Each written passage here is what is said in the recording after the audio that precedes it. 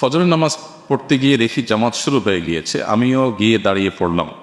প্রশ্ন হলো, 2 রাকাত সুন্নত যে বাদ পড়লো সেটা কি ফরজ নামাজের পরে পড়ব নাকি না পড়লেও চলবে? ফজরের যে 2 রাকাত সুন্নত, এই সুন্নত হলো সারা জীবনের সমস্ত সুন্নত নামাজের মধ্যে সবচেয়ে গুরুত্বপূর্ণ সুন্নত। সুন্নত নামাজের যে জগৎ, এই জগতের সবচেয়ে গুরুত্বপূর্ণ সুন্নত হলো ফজরের নামাজের ফরজের আগের যে 2 রাকাত সুন্নত আছে। এই জন্য নবী করিম সাল্লাল্লাহু আলাইহি সাল্লাম বলেছেন, লা তাদআহুমা ওয়ালাউ তারাদাতকুমুল খাইল, তোমার যদি বাহন ছুটে যায় যাক, তবুও এই 2 রাকাত নামাজ ছাড়বা না। সফরে সাধারণত সুন্নত নামাজ এটা পড়া আমরা নিজেদের আবাসস্থলে থাকলে যেরকম গুরুত্বপূর্ণ, সেই গুরুত্ব সফরে থাকে না। অনেক ইমামগণ তো বলেছেন যে সফরে সুন্নত আমাদের অপশনই নেই। তো সেই সফরে পর্যন্ত অন্য কোনো সুন্নত নামাজ না পড়লেও ফজরের আগে 2 রাকাত সুন্নত পড়াটাই হলো কাঙ্ক্ষিত এবং প্রত্যাশিত। সেজন্য ফজরের আগে 2 রাকাত সুন্নতকে খুব গুরুত্বের সাথে আদায় করতে হবে, করা উচিত। এখন প্রশ্ন হলো, জামাত শুরু হয়ে গেছে, আমি ফজরের সুন্নত পড়তে পারি নাই, মিস হয়ে গেল, আমি কি করব? এর উত্তর হলো, পরে আমি এই সুন্নতটা পড়ে দেব। সেই পরের ব্যাখ্যাটা কি? আমি কি ফজরের ফরজ নামাজের পর সালাম ফেরানোর পর ইমামের সাথে নামাজ শেষ করে তারপরে পড়বো, নাকি আরও দেরি করে পড়বো? আবার প্রশ্ন লিখেছেন, না পড়লে চলবে কিনা? না পড়লে চলবে বলতে ফরজ আদায় হয়ে যাবে, কিন্তু নিশ্চয়ই আপনি গুনাহগার হলেন, ক্ষতিগ্রস্ত হলেন, কারণ আপনি একটু গুরুত্বপূর্ণ সুন্নাহ ত্যাগ করেছেন। সেজন্য এটা করা উচিত না। নবী করিম সাল্লাল্লাহু আলাইহি সাল্লাম একবার যোহর আগের সুন্নাত পড়তে পারেন নাই, মেহমান বা অন্য কোনো ব্যস্ততার কারণে, তিনি একবার এরকম ঘটেছে মাত্র, সেটা পরে করে দিয়েছেন।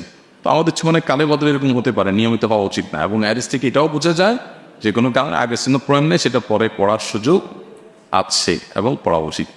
এখন কখন পড়বেন? এর উত্তর হলো যে ফজরের সালাম ফেরানোর পরে না পড়ে সূর্য উদিত হওয়ার 15-20 মিনিট পর এশাকের নামাজ রক্ত যখন হয়, তখন থেকে নিয়ে আপনি যখন খুশি জোর রাগ করছেন আপনি পড়লেন, এটা হলো উত্তম।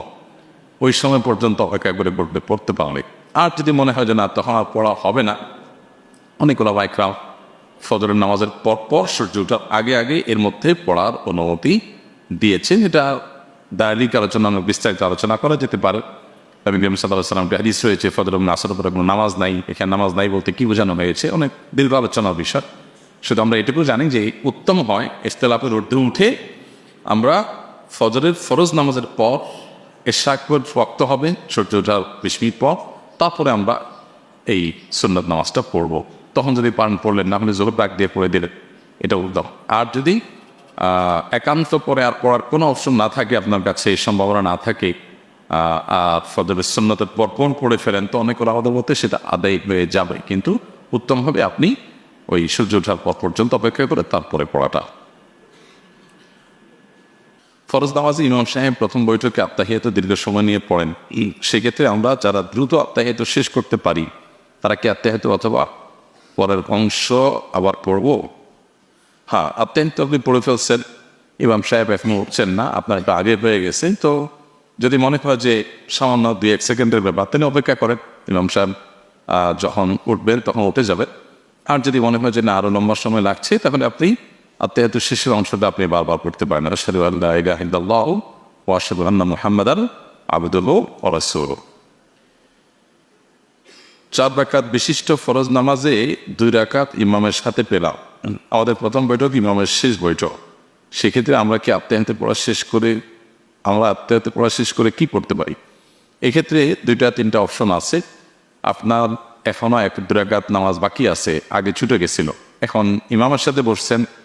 ইমাম যেহেতু সালাম ফিরাবেন, সেজন্য তিনি আত্তাহিয়াত পড়বেন, দুরূদ পড়বেন, দোয়া মাসুরা পড়বেন। আপনি তো আত্তাহিয়াত পড়ার পর আপনার কোনো ডিউটি নেই, আপনি এখন সালাম ফেরানোর পর ইমামের আপনি দাঁড়িয়ে বাকি নামাজ পড়বেন। এখন প্রশ্ন হলো, ইমাম তো বাকিগুলো পড়বেন, আপনি কি করবেন?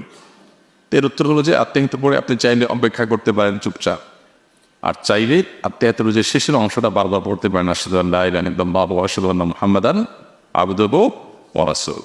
কোনো ওলামা ইকরাম অবশ্য আপনার দুরূদ যদি পড়তে যায় কেউ, ফিতর পড়াও শুন রেখেছেন, কিন্তু আপনি সালাম ফেরাবেন না, যাই পড়েন ইমামের সাথে আত্তাহিয়াতের শেষ অংশ বারবার পড়লেন কিংবা অপেক্ষা করলেন, ইমাম সালাম ফিরে ফেলবেন, তখন আপনি সালাম না ফিরে দাঁড়িয়ে বাকি নামাজ পড়বেন, ইনশাআল্লাহ আপনার নামাজ পেয়ে যাবে। বাংলা ব্যাকরণের বিভিন্ন বইয়ে পাওয়া যায় যে বিদ্যানের কলমের কালি শহীদের রক্তের চেয়েও পবিত্র। কথাটি আসলে কোরআন হাদিসের আলোকে যথার্থ কিনা, এটা বিভিন্ন বই পুস্তকে লেখা থাকে। অনেক সময় আমরা মুখেও বলি বিদ্যানের কলমের কালি শহীদের রক্তের চেয়ে পবিত্র।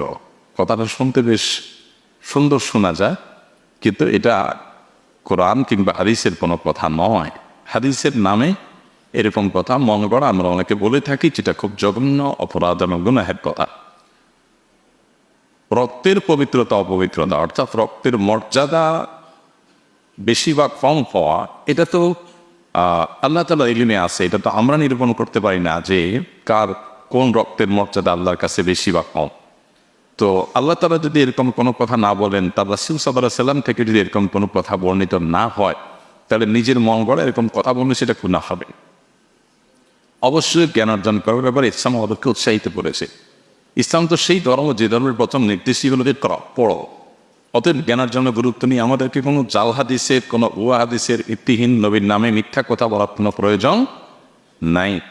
আমরা জ্ঞান অর্জনের গুরুত্ব আপন জায়গায় বর্ণনা করতে পারি বিভিন্ন বিশুদ্ধ হাদিসের আলোকে, আয়াতের আলোকে, বিভিন্নভাবে। কিন্তু আমরা জ্ঞান অর্জনের ফজিলত বর্ণনা করতে গিয়ে এরকম কোনো কথা যদি বলি যেটা আসলে হাদিসের কোনো কথা নয়, তাহলে সেক্ষেত্রে আরো গুনাহ হবে।